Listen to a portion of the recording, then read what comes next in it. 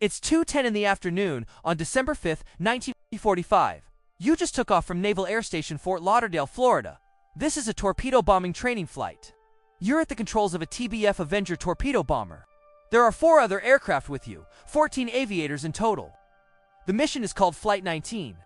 And in a few hours, all 5 planes will vanish from the face of the Earth.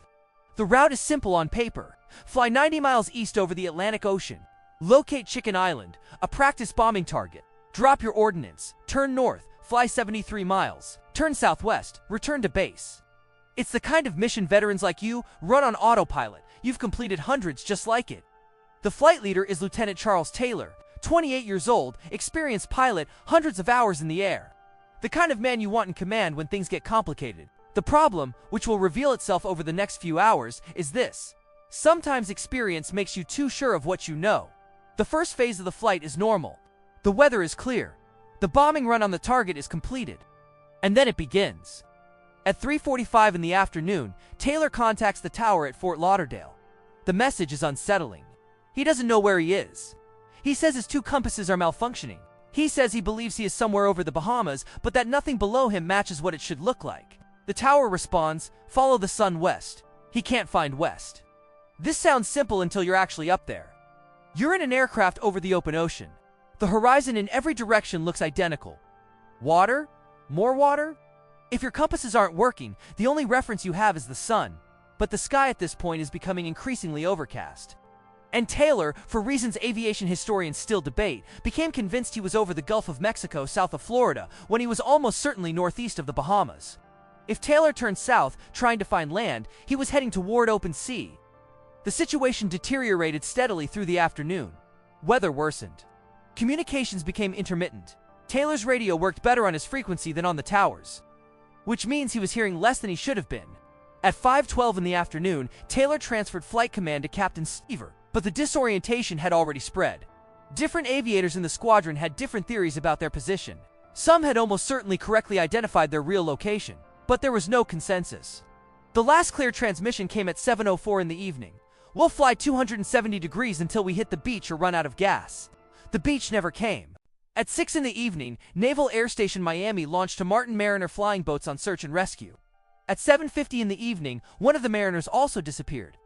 13 men on board. No signal. A cargo ship in the area reported seeing an explosion on the water.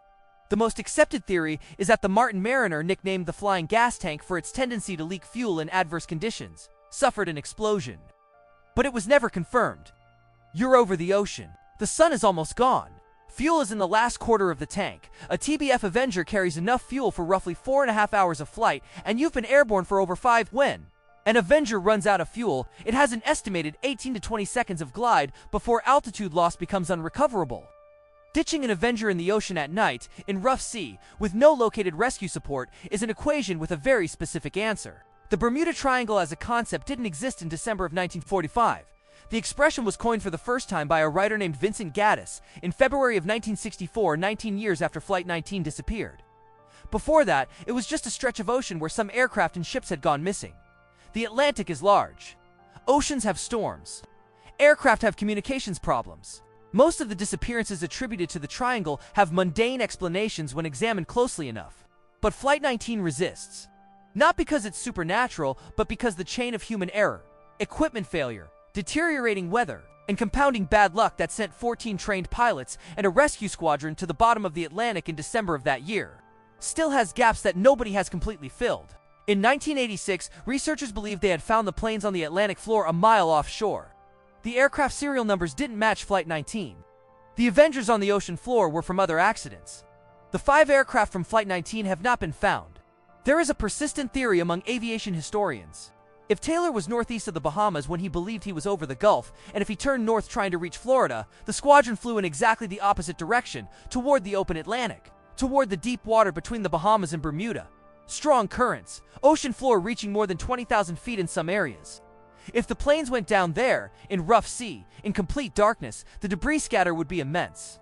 You feel the engine changing pitch, not a dramatic failure, a light cough, then more pronounced, as the carburetor draws the last liters from a tank that was full before lunch. The other aircraft in the squadron must be in the same situation. There's silence on the radio now, or static. It's hard to tell the difference. Down below, Far below, the ocean is completely dark. No city lights, no lighthouses.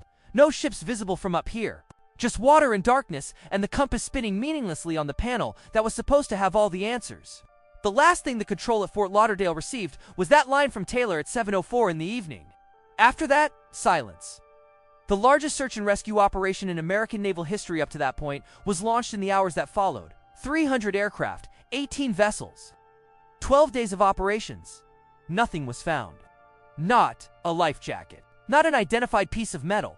Not a body. 14 trained aviators, 5 aircraft, 1 routine training flight. The Navy's investigation concluded that Taylor had made critical errors of navigation. Taylor's family protested and succeeded in having the conclusion changed to cause unknown. That the compass was spinning is a documented fact. Why it was spinning and where the planes went after remains the question the dark water south of Florida has never answered.